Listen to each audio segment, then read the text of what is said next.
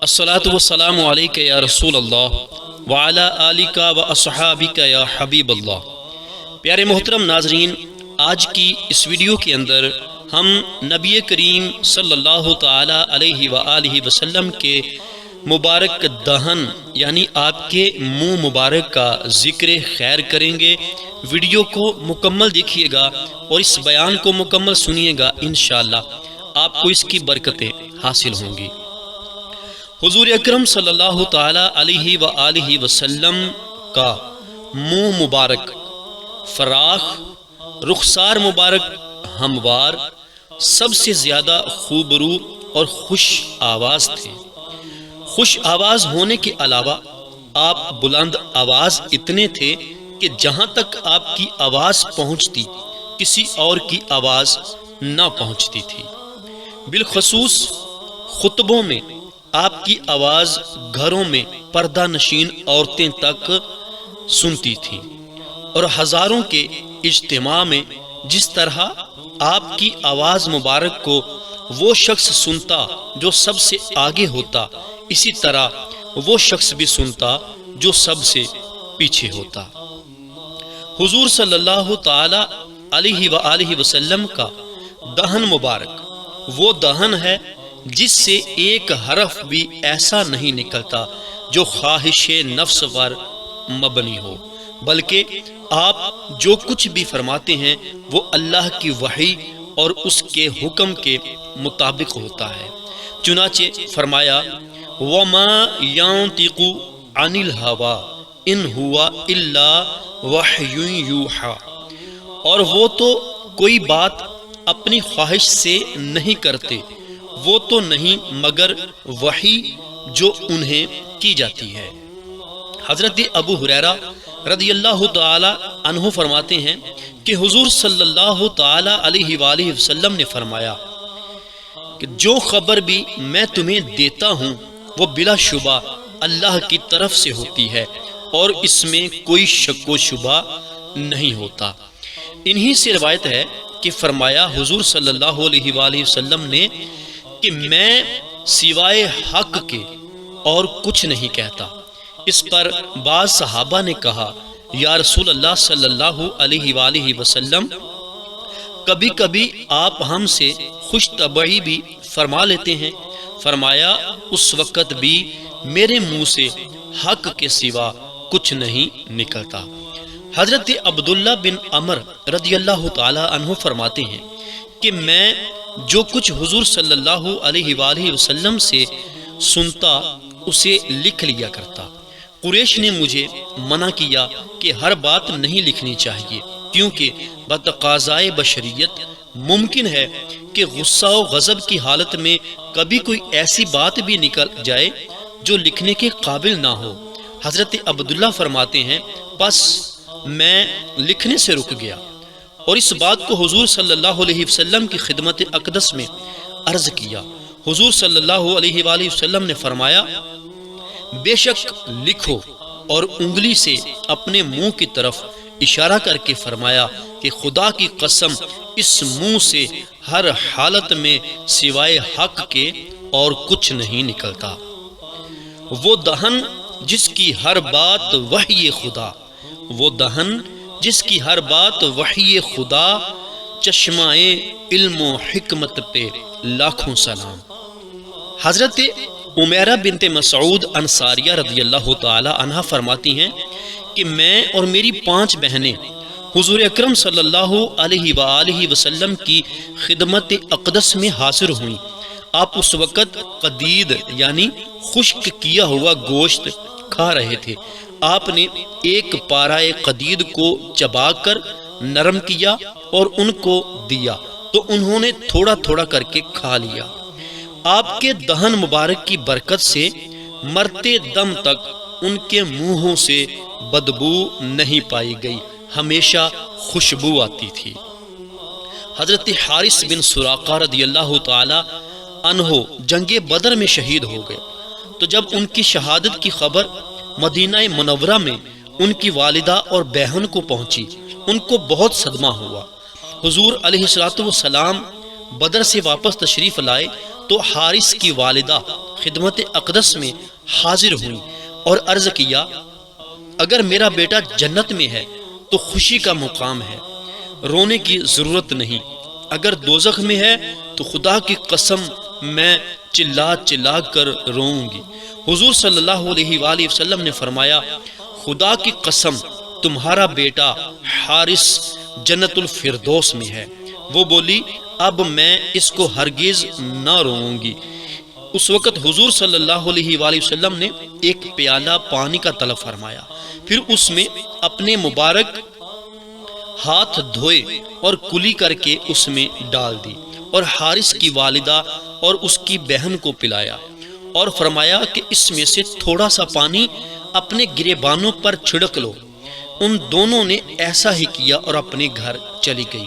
راوی بیان کرتے ہیں کہ اس کے بعد مدینہ بھر میں کوئی عورت ان سے زیادہ خوش اور خرم، یعنی خوشی جتنی ان کو تھی ایسا کسی کو نہ پایا گیا۔ خوشی اور غم آدمی کی اختیاری چیزیں نہیں ہیں۔ جب خوشی اور غم کے اسباب قائم ہو جائیں تو خوشی اور غم کا ہونا لازمی امر ہے۔ حضور صلی اللہ علیہ وآلہ وسلم نے دیکھا کہ اس عورت کے دل پر بیٹے کی جدائی کا سخت صدمہ ہے، جس سے ضرر کا اندیشہ ہے، تو آپ نے اس کی تسکین کے لیے لعاب دہن استعمال فرمایا، جس کی تاثیر یہ ہوئی کہ بجائے غمی کے اس کے دل میں ایسی مسرت و شادمانی پیدا ہو گئی کہ مدینہ طیبہ میں ان سے بڑھ کر کوئی شادماں نہ تھا۔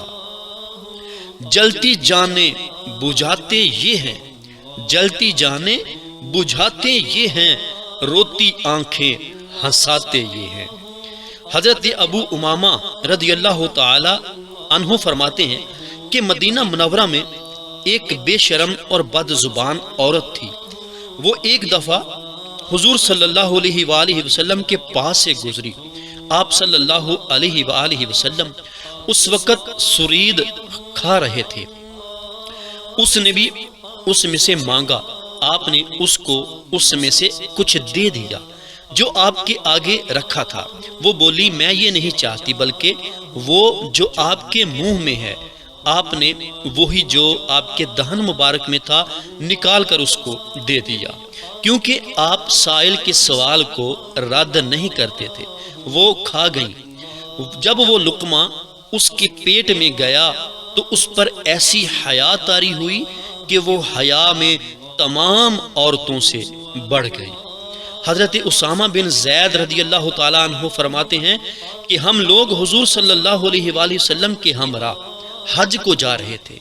جب ہم بطن روحا میں پہنچے تو حضور صلی اللہ علیہ وآلہ وسلم نے ایک عورت کو دیکھا جو آپ کی طرف آ رہی تھی۔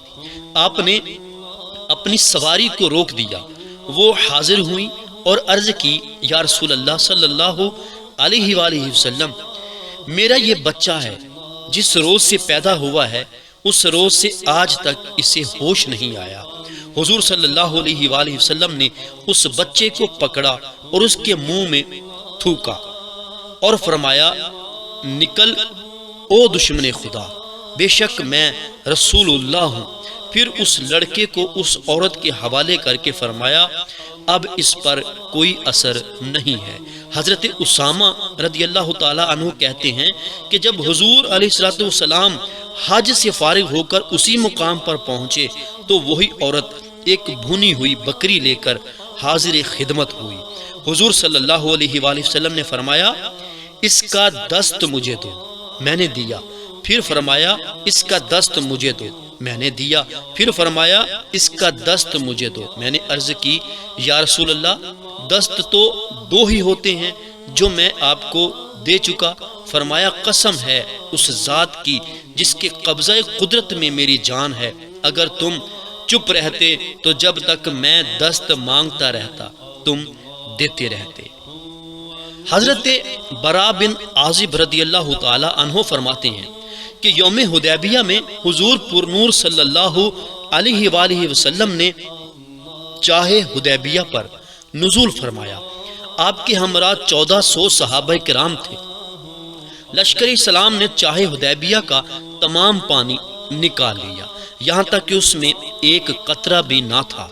تو حضور صلی اللہ علیہ وآلہ وسلم کو اس کی خبر پہنچی، پس آپ اس کنویں پر تشریف لائے اور اس کے کنارے پر بیٹھ کر پانی کا ایک برتن طلب فرمایا، پھر وضو کیا اور اس میں سے منہ میں لے کر پانی کی ایک کلی کنویں میں ڈال دی اور دعا فرمائی اور فرمایا تھوڑی دیر اس کو چھوڑ دو۔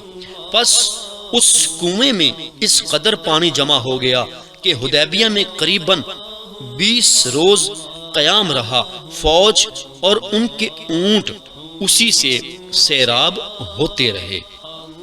حضرت انس رضی اللہ تعالیٰ عنہ فرماتے ہیں کہ حضور اکرم صلی اللہ علیہ وآلہ وسلم ایک مرتبہ قباء کی طرف تشریف لے گئے اور ایک کنویں پر پہنچے جس سے کھیتوں کو پانی دیا جاتا تھا۔ اس کنویں کی یہ حالت تھی کہ ہر روز اس کا پانی تھوڑی دیر میں ختم ہو جاتا اور پھر دن بھر خشک رہتا۔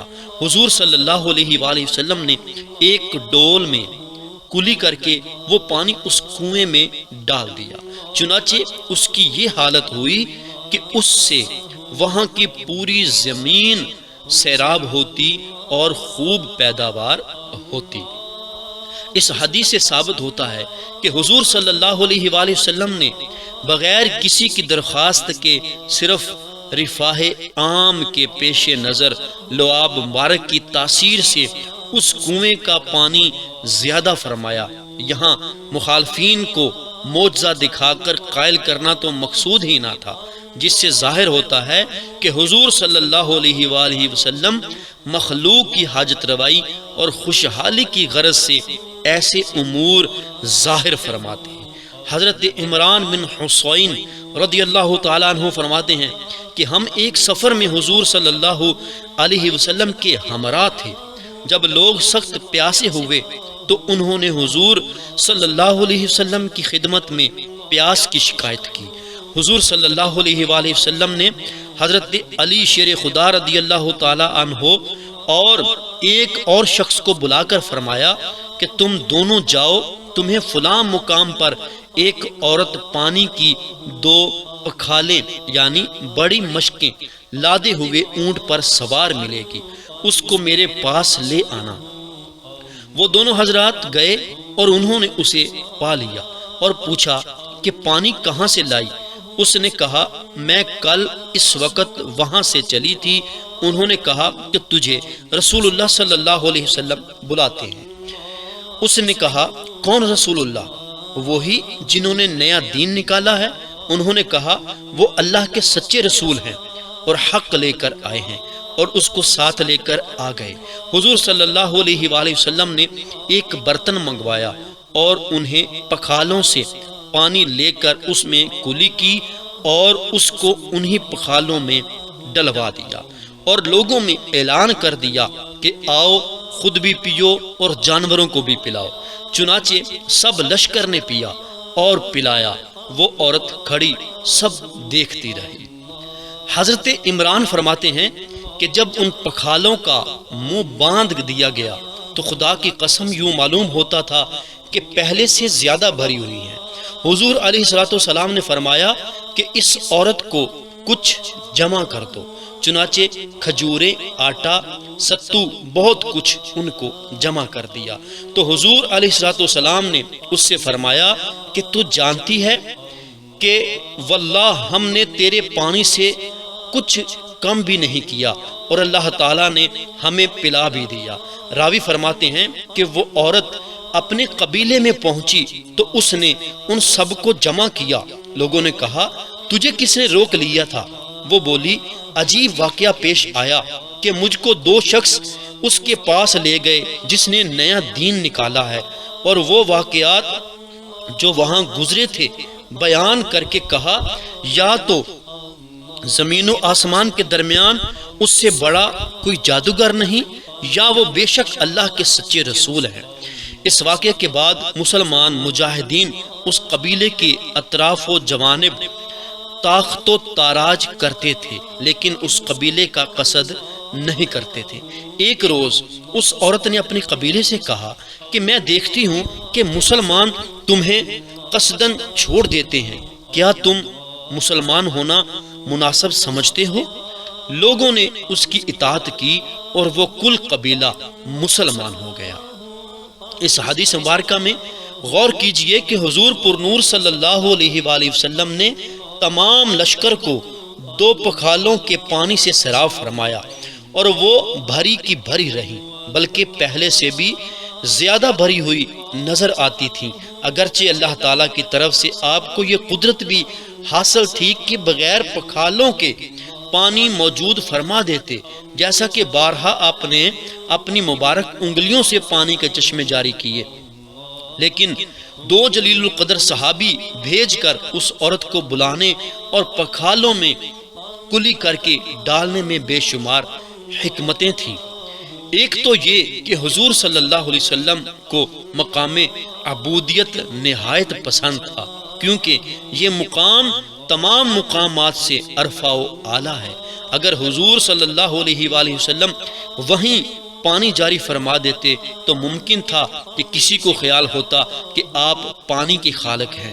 اس میں کوئی شک نہیں کہ کلمہ کن مقربین بارگاہ الہی کو عطا ہوتا ہے، اور جب وہ کسی چیز کو موجود کرنا چاہتے ہیں تو ان کا بِإِذْنِ پروردگار کن کہہ دینا کافی ہوتا ہے، مگر حضور پر نور صلی اللہ علیہ وآلہ وسلم باوجود قدرت کے کمال ادب سے اس کو گوارا نہیں فرماتے تھے تاکہ کسی کو خالقیت کا گمان نہ ہو۔ دیکھیے، جنت میں ہر مومن کو یہ تصرف اور اقتدار حاصل ہوگا کہ وہ جس چیز کو چاہے گا موجود ہو جائے گی، چونکہ اس کا منشا تقرب خدا وندی ہے۔ تو اگر مقربان نے خدا وندی کو یہ صفت دنیا میں بھی عطا ہو جائے تو فضل الہی سے کون سی بڑی بات ہے۔ اس قسم کے خیالات کو مشرکانہ خیالات کہنا محرومی اور نافہمی کے سوا اور کچھ نہیں ہے۔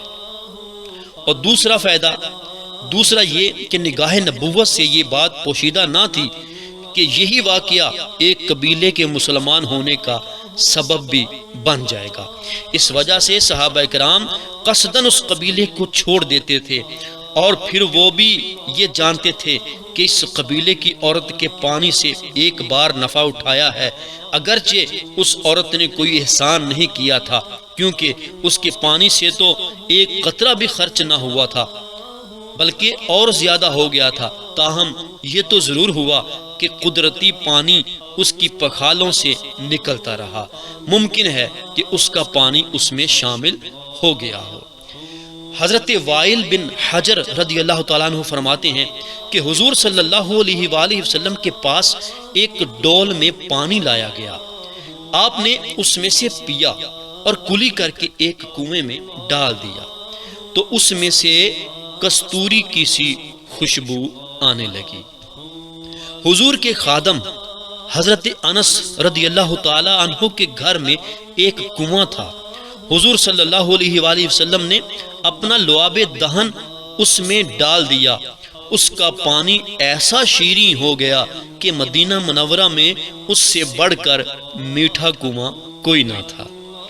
حضرت ام جندب رضی اللہ تعالی عنہا فرماتی ہیں کہ میں نے حضور صلی اللہ علیہ وآلہ وسلم کو جمرۃ العقبہ کے پاس رمی فرماتے ہوئے دیکھا، پھر آپ منی میں اپنے مقام پر واپس تشریف لے گئے۔ وہاں ایک عورت اپنے لڑکے کو جو آسیب زدہ تھا لے کر حاضر ہوئی اور عرض کی، یا رسول اللہ صلی اللہ علیہ وآلہ وسلم، میرے اس لڑکے پر کوئی بلا مسلط ہے کہ بات ہی نہیں کرتا۔ حضور نبی کریم صلی اللہ علیہ وآلہ وسلم نے اس عورت سے فرمایا کہ پانی لاؤ، تو وہ ایک برتن میں پانی لے آئی۔ آپ نے اس سے پانی لے کر اس برتن میں کلی کی اور دعا فرمائی اور اس کو دے کر فرمایا، یہ پانی اس لڑکے کو پلاؤ اور اس میں نہلاؤ۔ ام جندب کہتی ہیں کہ جب وہ چلی گئی تو میں بھی اس کے پیچھے ہو گئی اور اس سے کہا کہ اس میں سے تھوڑا پانی مجھے بھی دے دو۔ اس نے کہا، لے لو۔ میں نے وہ لے کر اپنے لڑکے عبداللہ کو پلا دیا تو وہ ماشاءاللہ زندہ رہا اور بہت نیک بخت ہوا۔ پھر میں اس عورت سے ملی تو معلوم ہوا کہ اس کا لڑکا اچھا ہو گیا تھا اور اپنے ہم عمر لڑکوں میں ایسا ہو گیا کہ اس سے بہتر کوئی لڑکا نہ تھا، اور عقل فراست میں بھی اوروں سے بڑھ گیا تھا۔ حضور اکرم صلی اللہ علیہ وآلہ وسلم اگر اس آسیب کو فرماتے کہ نکل جا تو وہ اس کی مجال نہ تھی کہ پھر ٹھہر سکتا، مگر پانی اس لیے منگوایا اور اس میں کلی فرمائی تاکہ صحابہ کرام کو میرے لعاب مبارک کی تاثیر کا علم اور مشاہدہ ہو جائے۔ اسی لیے جندب نے بھی اس عورت سے پانی حاصل کیا اور اپنے لڑکے کو پلایا، کیونکہ وہ جانتی تھیں کہ حضور صلی اللہ علیہ وآلہ وسلم کے لعاب مبارک میں ہر قسم کی برکتیں ہیں۔ سبحان اللہ، لعاب مبارک کی یہ تاثیر کہ جانور کو آدمی بنا دیا، کیونکہ وہ لڑکا جب بات ہی نہیں کرتا تھا اور اس میں عقل بھی نہ تھی تو اس کو حیوان ناطق کہنے میں ہی کلام ہے۔ حضرت عتبہ بن فرقد جنہوں نے حضرت عمر فاروق رضی اللہ تعالی عنہ کے عہد مبارک میں موصل کو فتح کیا تھا، ان کی بیوی حضرت ام عاصم فرماتی ہیں کہ عتبہ کے ہاں ہم 4 عورتیں تھیں، ہم میں سے ہر ایک عتبہ کی خاطر ایک دوسری سے زیادہ خوشبودار رہنے کی کوشش کرتی، پھر بھی جو خوشبو عتبہ کے وجود سے آتی وہ ہماری خوشبو سے بہت زیادہ اچھی ہوتی، اور جب وہ لوگوں میں جا بیٹھتا تو لوگ کہتے کہ ہم نے کوئی ایسی خوشبو نہیں سونگھی جو عتبہ کی خوشبو سے اچھی ہو۔ ایک دن ہم نے اس کے بارے میں پوچھا تو اس نے کہا کہ رسول اللہ صلی اللہ علیہ وآلہ وسلم کے عہد مبارک میں میرے بدن پر آبلے پڑے، یعنی پھنسیاں نمودار ہوئیں۔ میں نے آپ کی خدمت میں اس بیماری کی شکایت کی، آپ نے مجھ سے فرمایا کپڑے اتار دے۔ میں نے کپڑے اتار دیے اور اپنا ستر چھپا کر آپ کے سامنے بیٹھ گیا۔ آپ نے اپنا مبارک لعاب دہن اپنے دستے مبارک پر ڈال کر میری پشت اور میرے پیٹ پر مل دیا۔ اس دن سے مجھ میں یہ خوشبو پیدا ہو گئی اور میری بیماری جاتی رہی۔ حضرت جابر رضی اللہ تعالی عنہ نے غزوہ خندق کے دن کچھ تھوڑا سا کھانا پکانے کا انتظام کیا اور حضور صلی اللہ علیہ وآلہ وسلم کی خدمت اقدس میں حاضر ہو کے عرض کی، یا رسول اللہ صلی اللہ علیہ وآلہ وسلم، تھوڑا سا کھانا ہے، چند صحاب کو اپنے ہمراہ لے چلیں۔ فرمایا جاؤ اور اپنی بیوی سے کہہ دو کہ جب تک میں نہ آؤں ہانڈی چولہے سے نہ اتارے اور روٹیاں نہ پکائے، اور با آواز بلند پکار کے فرمایا کہ اے اہل خندق، جابر نے ہماری دعوت کی ہے، سب چلو۔ حضرت جابر فرماتے ہیں کہ یہ سن کر میں جلدی سے گھر گیا اور بیوی سے کہا، اے نیک بخت، حضور صلی اللہ علیہ وآلہ وسلم مع تمام مہاجرین اور انصار اور دیگر ہمراہیوں کے تشریف لا رہے ہیں۔ اس نے کہا، کیا تم نے یہ نہیں کہا تھا کہ کھانا بہت مختصر ہے؟ فرمایا ہاں کہا تھا۔ تو پھر کہا، پھر کوئی فکر کی بات نہیں ہے۔ حضور صلی اللہ علیہ وآلہ وسلم تشریف لے آئے۔ تو حضور صلی اللہ علیہ وآلہ وسلم جب تشریف لائے تو میں گندا ہوا آٹا آپ کے روبرو لایا۔ آپ نے اس میں اپنا لعاب دہن ڈالا اور دعائے برکت فرمائی، پھر ہانڈی کی طرف بڑھے اور اس میں بھی اپنا لعاب دہن مبارک ڈالا اور دعا فرما دی۔ جب کھانا تیار ہوا تو تقسیم شروع فرمائی۔ حضرت جابر رضی اللہ تعالی عنہ قسم کھا کر کہتے ہیں کہ 1000 صحابہ تھے، سب نے سیری سے کھانا کھایا، مگر پھر بھی کھانا اسی طرح باقی رہا گویا کہ کسی نے کھایا ہی نہیں۔ غور کیجیے، حضرت حبیب کے والد حضرت فدیق یا فریق کی آنکھیں سانپ کے انڈوں پر پاؤں آ جانے کی وجہ سے سفید ہو گئی اور انہیں دونوں آنکھوں سے کچھ بھی نظر نہ آتا تھا، تو حضور صلی اللہ علیہ وآلہ وسلم نے ان کی آنکھوں میں تھوک مبارک لگا دیا تو وہ بینا ہو گئے، یعنی ان کو نظر آنے لگ گیا اور سب کچھ دیکھنے لگ گئے۔ راوی فرماتے ہیں کہ میں نے ان کو دیکھا کہ وہ 80 برس کی عمر میں سوئی میں خود دھاگا ڈالا کرتے تھے۔ سبحان اللہ، کیا شان ہے اللہ کے محبوب صلی اللہ علیہ وآلہ وسلم کی، اور اللہ تعالیٰ نے آپ کو ہر وصف، ہر چیز کمال کی عطا فرمائی۔ آپ کے دہن مبارک کی شان بیان کرتے ہوئے سیدی اعلیٰ حضرت اپنے شہرائے آفاق سلام کے اندر لکھتے ہیں کہ وہ دہن جس کی ہر بات وحی خدا، چشمہ علم و حکمت پہ لاکھوں سلام، جس کے پانی سے شاداب جانو جینا، اس دہن کی تراوٹ پہ لاکھوں سلام، جس سے کھارے کنویں شیرائے جاں بنے، اس زلال حلاوت پہ لاکھوں سلام۔ جی محترم ناظرین، امید ہے آج کی یہ ویڈیو اور یہ بیان آپ نے مکمل سنا ہوگا اور آپ کو سن کر بہت اچھا لگا ہوگا، کیونکہ آج کی ویڈیو کے اندر ہم نے نبی کریم صلی اللہ علیہ وآلہ وسلم کے دہن مبارک کا ذکر خیر کیا ہے۔ یقیناً سن کے آپ کے دل کو سکون ملا ہوگا۔